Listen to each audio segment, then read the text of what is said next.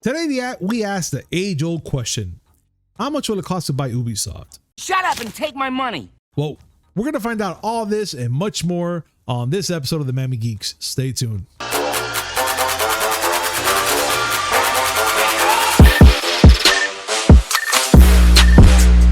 Yo, what's up, everybody? Welcome to a brand new episode of the Miami Geeks Weekly Updates, brought to you by digitalcracknetwork.com. I'm your host, Punisher 305, and with me as always, old school gaming specialist, Uncle Willie. It's Friday. You know what to do. Play it. It's 8 o'clock and we're ready to rock. One day we're gonna have to change this to something else because I'm pretty sure everybody's like, I know, we get it, Friday. But till then, we're gonna keep rocking it because we love it. And Willie, let's get started, dude, because there's a lot of things we need to talk about, and one of them is gonna be Cyberpunk 2077 is totally broken for the PS4 disc owners. Now, okay, for the disc owners, why? I mean, you would have thought that it would apply for the digital version as well, like whatever's going on here, Willie. I don't know. All I know is I read this. I immediately went and then checked it because I have the physical copy. Yeah. And yeah, it's broken. And like what errors you're getting though when you get these Well, errors? okay. First, the details.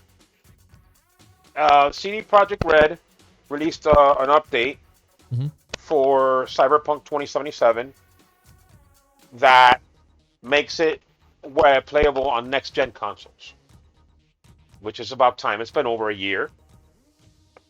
I know they've been putting out fires because the game was in a horrible state when it first came out. Yeah. But fine, you finally got the next gen update you didn't know you wanted. But in the process, patch 1.5 for the PS4 broke the game. In the sense that, okay, I put the game in, it immediately said, okay, you have an update coming. And this is the 1.51 update, so I guess they're trying to fix it. It applies the update when I start the game, and I have it in front of me right now. I press the X button, and cannot start the application. Oh, so it's like dead. Like it ain't gonna go nowhere. Dead. Dead. Mind you, this is after uninstalling it and reinstalling it. My God. I didn't have a game in progress because I played it on the PC. But yeah, it's broke. So do you think there's a possibility that PlayStation or the guys from Cyberpunk they're gonna do some sort of update for the PS5 or not PS5 for the PS4 to shoot out some sort of magical update that will fix this issue? I mean, it's not gonna be magical, but it will be fixed. Okay. And So, man, it's that not sucks, just on dude. PC that has the issues. There's an issue on PC as well. Did I say that right?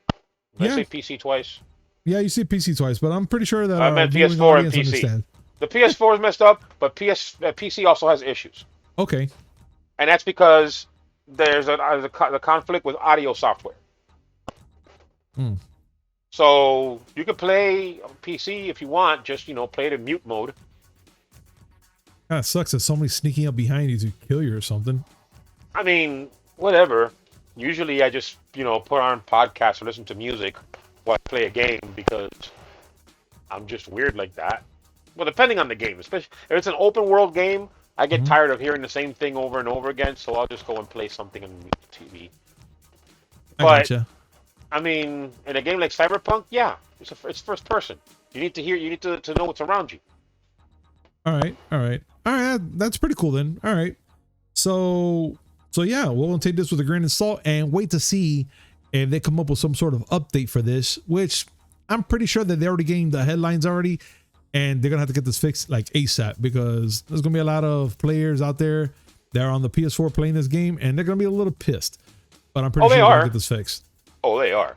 Well, I'm pretty sure about it. I know this. And let's see what happens, dude. Let's see what happens. Hopefully they bring up some sort of update for us for next week on Monday, and we could talk more about it. But let's continue on because pretty much as I mentioned in the beginning of this episode, Ubisoft says they considered being bought out if someone offered. Now, two things came up, and it's two questions that they pretty much asked. Right now, every big game company shareholders have two questions, right? One is, can they get rich off of NFTs, right? The second question is, can we be rich being bought off by a larger company? So what are your thoughts now, Willie? Because why is Ubisoft like now kind of doing this whole tease? Like, you know, if somebody offered, we're willing to sell type of thing, you know? Like, what's going on here? Truthfully, this to me is a nothing burger. Okay. Because this came up on a conference call for investors. And I quote Mr. Yves Guillemot himself saying, quote, "We have always taken our decisions in the interest of our stakeholders, which are employees, players, and shareholders. So Ubisoft can remain independent.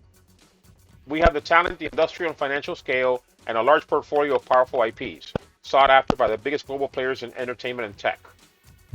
Having said that, if there were an offer to buy us, the board of directors would of course review it in the interest of all stakeholders." All they're saying is, you know, if someone wants to buy us, we'll listen. That's it. So there's nothing out of the norm then. It's just that. It's nothing out of the ordinary.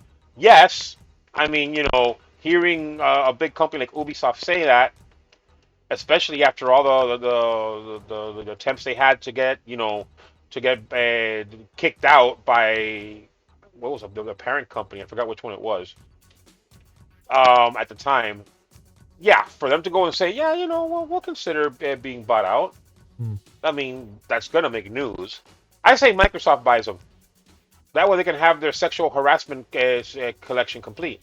Yeah, right. It would just be like a trophy type of thing at this rate. Well, no, they'd have to buy Riot Games and a couple other places. I mean, yeah, there's still a lot of competitors out there they could buy in this trophy hunting situation. But yeah, you're right. But still, having Activision, Blizzard, and Ubisoft, that's you know, those are the two biggest pieces. Pretty much. And, you know, being up that you're talking about Activision, Willie, Activision is actually gives out an update on Call of Duty anti-cheat. Promises more measures are coming. Look, they've been saying this since last year. Last year they've been saying this. And I thought they were going to bring this whole ban hammer for the cheating and all that good stuff like they've been promising us. And they did some, you know, they did some results and stuff like that, which I'm pretty proud of. But it looks like they're still trying to push this whole narrative that there's still more measures are coming, more things are going to happen. My question is, what's the holdup?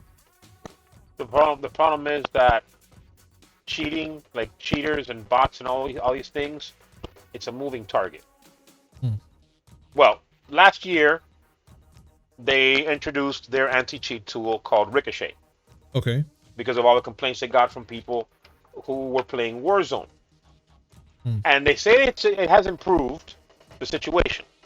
They reached an all-time low, quote unquote, in cheating during the holidays.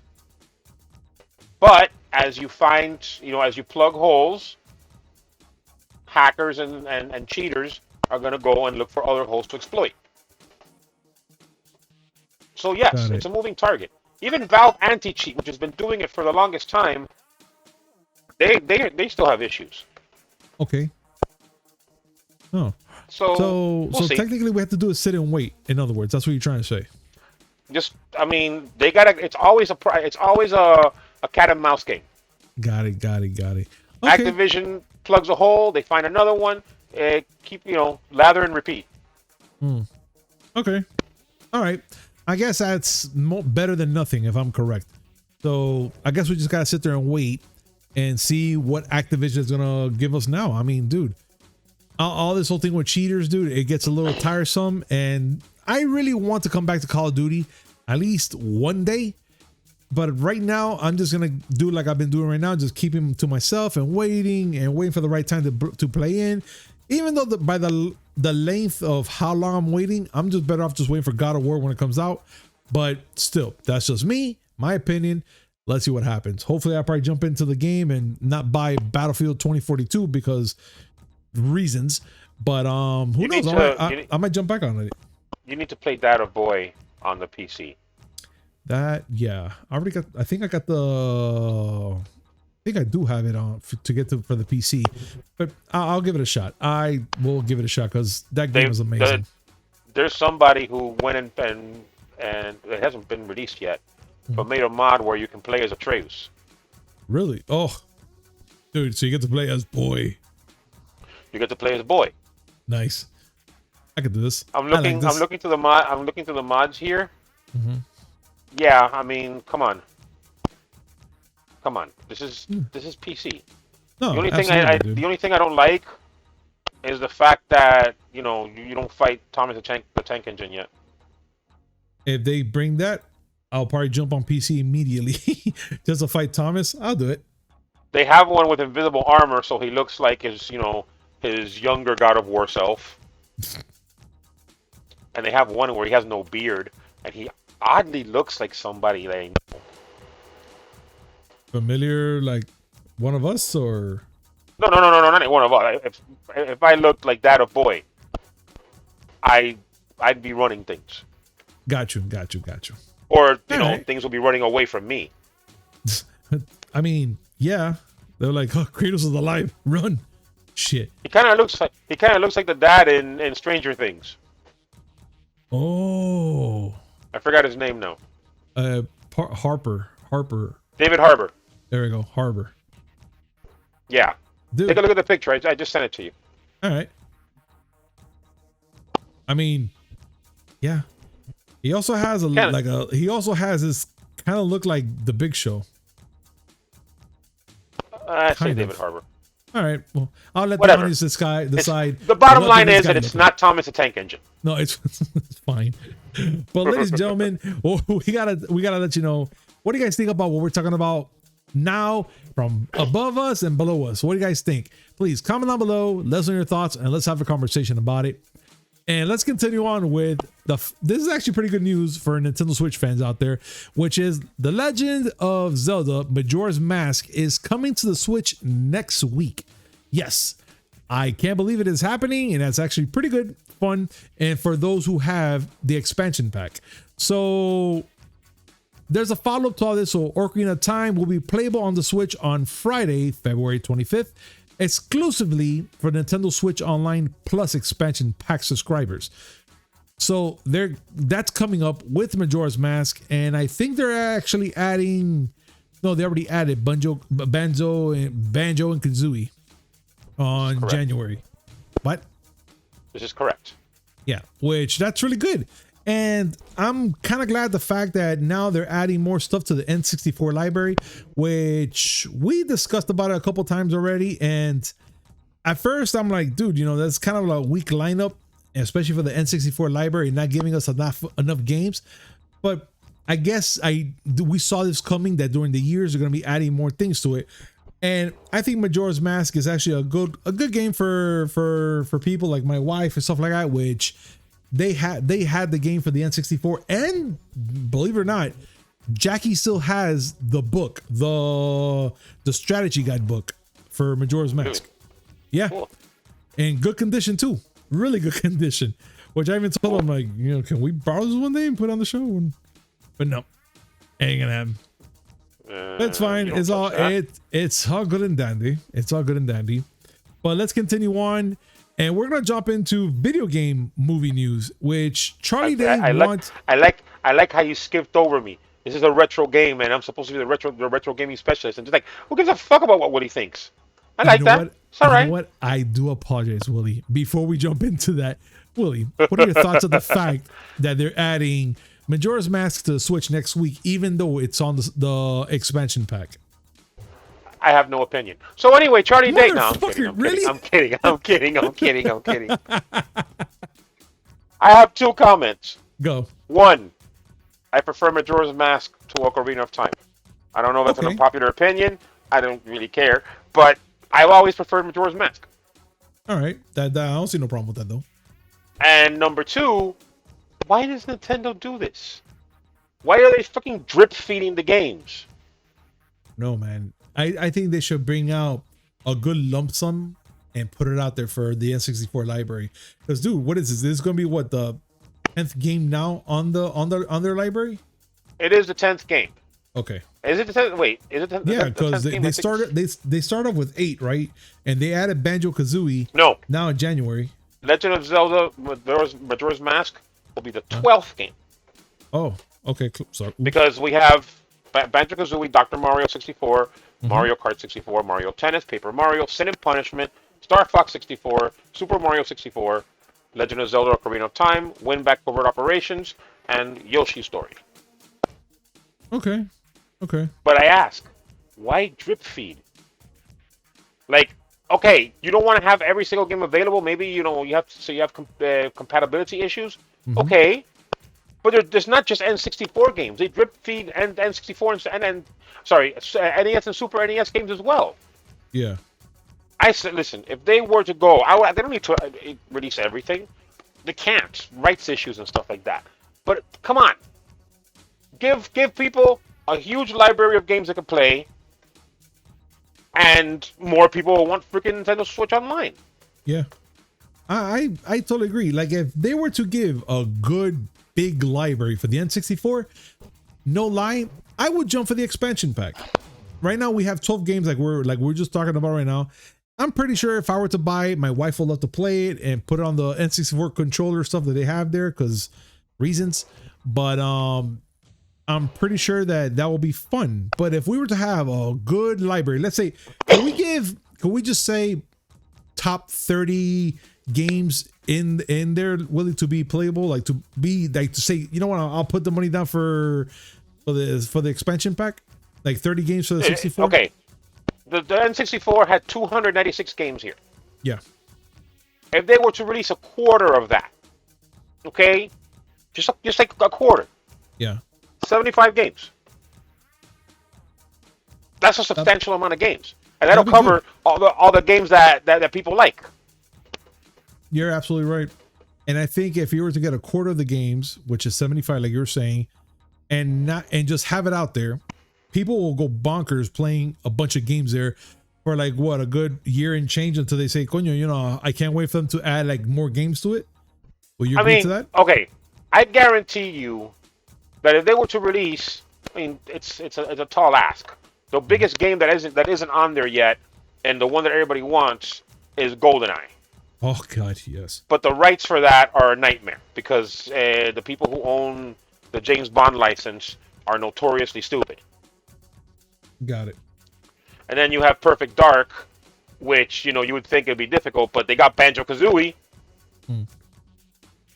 I just say that they should stop being so tacky about it. Is that like, oh no, we don't want to put too many games. Why? You're afraid we're gonna have too much fun? That would have been, the idea to have our players have enough fun for they can have and enjoy the system more as a whole, right? But whatever, man. We don't run Nintendo. We just say what we have to say. Shit, if I run Nintendo, Nintendo would buy Microsoft. Because they'd have that much money. They would have that much money. Yeah. You're absolutely right. I mean, I wish they would listen to us, man. That'd be great. But whatever, man. You know what? It is what it is. But let's continue on and let's talk about video game movie news, ladies and gentlemen. And right now, Charlie Day, who's going to be voicing Luigi for the Mario movie, says he wants to do a spin-off of Luigi, but a Luigi Mansion. I'm not even mad. I want to see that. And I honestly, like I was telling Willie before the podcast, that I'm actually looking forward to this Mario movie just for the fact for Charlie Day, for his voice, the way he is. Like, he is so like such a vivid character that whatever voice you think you hear him in you kind of picture him in a weird way. Does that sound weird to you, Willie?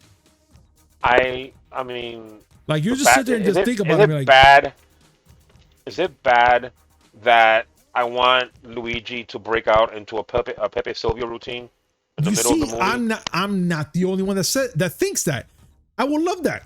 I want him to do that. I would love to see him go bring out a chalkboard, explain to Mario, the princess, Toadstool, and whoever's there, and just go full Pepe on that thing.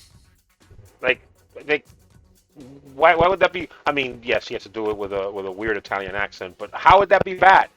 Wait, weird Italian accent? He is part Italian, so he'll probably go New York Italian, and he's gonna have that type of attitude going on. Can't be worse than Leguizamo? Bob Hoskins doing it when, and nothing against Bob Hoskins. No, God rest his soul, but God rest his soul. But yeah, I mean, well, whatever. Yeah, Still. but either way, he and you know what? Yeah, what? Luigi can use some love.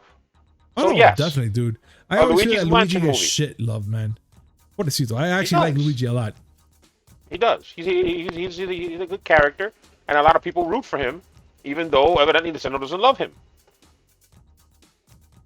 And the thing is, what he brought up, Willie, about being in Luigi Mansion was pretty much a simple thought, and it was because he says here, end quote, yeah, my son was just playing Luigi Mansion the other day on his Switch. Look, I'm thrilled to get the opportunity. I grew up playing Super Mario Brothers, as did everyone I knew. So, well, let's see. And I'm here like, yeah, that doesn't sound like a bad idea. Can you imagine, not even a live action, because it's going to be all CGI, I'm guessing, right? This is going to be all CGI. Yeah, it's going to be animated. Which that's the best thing, because we tried the live action thing. Yeah, no. This whole animated style, I think I could go for it, especially for Mario. And if they're going to do Luigi's Mansion, I'm all in for it, because I would love to hear a compelling story movie about Luigi's Mansion and how everything goes down, crooked for Luigi, and how he has to fight all these boos and stuff with a freaking vacuum cleaner and a flashlight. And midway through, can we have all of a sudden Simon Belmont show up because the Grim Reaper came out? You know what? Would anybody get mad if that happened? No, Willie, I'm technically thrilled that the fact that you mentioned it, I'm going, it'd be pretty fucking awesome. Like, I'm just excited that if that were to happen. But you know what? They are adding characters from the Nintendo game into this freaking movie. So that could be a possibility. If Simon all of a sudden just comes to the mansion and be like, I hear there's a problem. I mean, it's not even too much of a stretch. They did it for the Smash Bros. Ultimate trailer announcing Simon and Richter. Yeah, you ain't wrong. I mean, dude, it could happen. Right now, the possibilities are pretty high, and I'm not even gonna blink one eye, because I know for a fact that if it happens, I'm just gonna look at you, Willie. I'm just gonna say thank you. That's it. It can happen. But let's continue on, dude. And this is the section right now that we're gonna go a little bit apeshit, ladies and gentlemen, and we're gonna talk about Disney Plus seemingly confirms that Captain Carter cameo in Doctor Strange 2. Now, Willie, we've been around this block many of times. When we first saw the Super Bowl trailer, we saw the poster, and we're still at it today, because obviously this is something that we need to talk about. And it looks like the Disney Plus confirmed that Captain Carter is going to be in Doctor Strange 2. Is that correct? It looks like they did, and they did it via Twitter, Italy. Oh. They put up a post that, when translated, says, it seems that S.H.I.E.L.D. has recently reappeared somewhere. Doesn't that sound like madness to you? Captain Carter and all the episodes of What If are on Disney Plus. Yeah. Yeah. I got no words. I just want this movie to come out already. Listen, and we all know that Doctor Strange in the Multiverse of Madness is going to be No Way Home, Electric Boogaloo. Yeah. But it's going to be like even crazier, because they're pulling from all over the place. But it's just like No Way Home. All the rumors of who's going to be in it, and of course Mephisto. And you know what? I'm just laughing at it because it's a possibility if he does show up, and I'm not even mad. I want this movie right now to happen. It needs to happen. So do I. And that's the crazy part. I need this movie to happen, and I can't wait. If it's anything like if what we saw in Spider-Man No Way Home, and we're gonna get like 10 times that plus a little bit of horror from Doctor Strange 2, I'm in. Sign me up. I'm in. I'm telling you. The only people that haven't been confirmed for the movie yet are the Where's the Beef Lady and Gary Coleman. You know and what? don't tell me the whole thing about that he passed away. They could do it. They put Grand Moff Tarkin in Rogue One. They could do it. They could do a lot of things right now with today's technology, and you're right. Anything can happen, Willie. The fact also that we're saying that anything can happen. Let's talk about this now, which is the Batman secures China release, marking return of the U.S. superhero movies.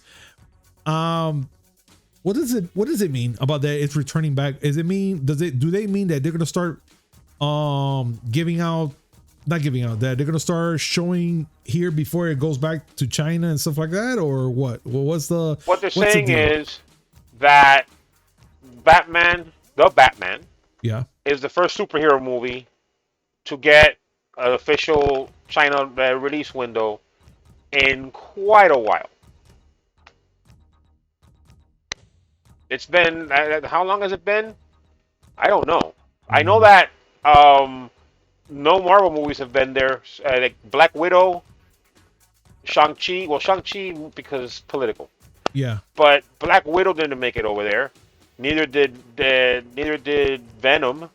Mm-hmm. And the most impressive one was Spider-Man: No Way Home, which has made at $1.8 billion despite not being released in China at all. Which is pretty weird that happened like that, right?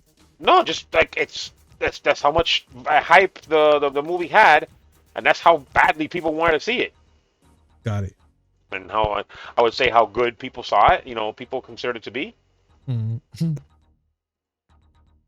But still, I mean, this whole thing is about that then. Well, yeah, there haven't been any superhero movies since Endgame, I believe. Okay. I could be wrong.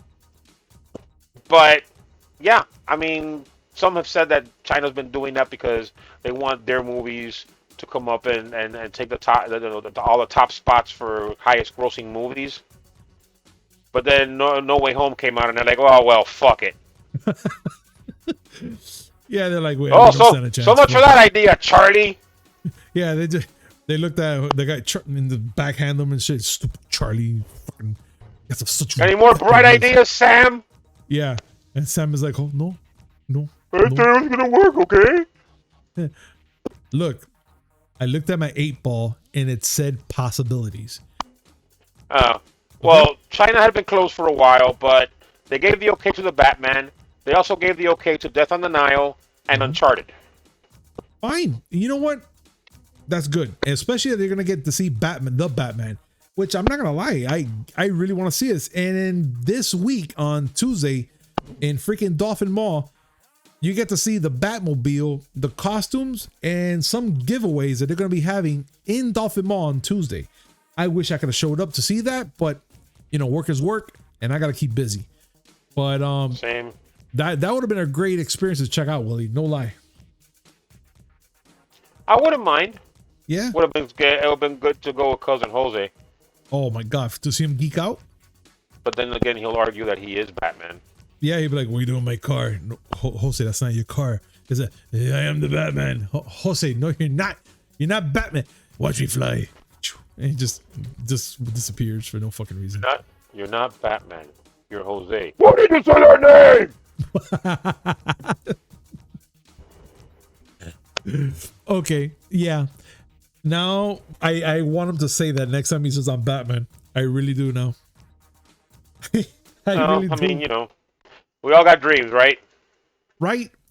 And speaking about dreams, Willie, one of my dreams that I've been kind of like low key thinking about was the actor who plays Short Round in Indiana Jones and the Goonies. I always wanted him to come back, like just to come back in acting and whatever, but I never heard from him again after those movies. He just kind of like pulled away from acting.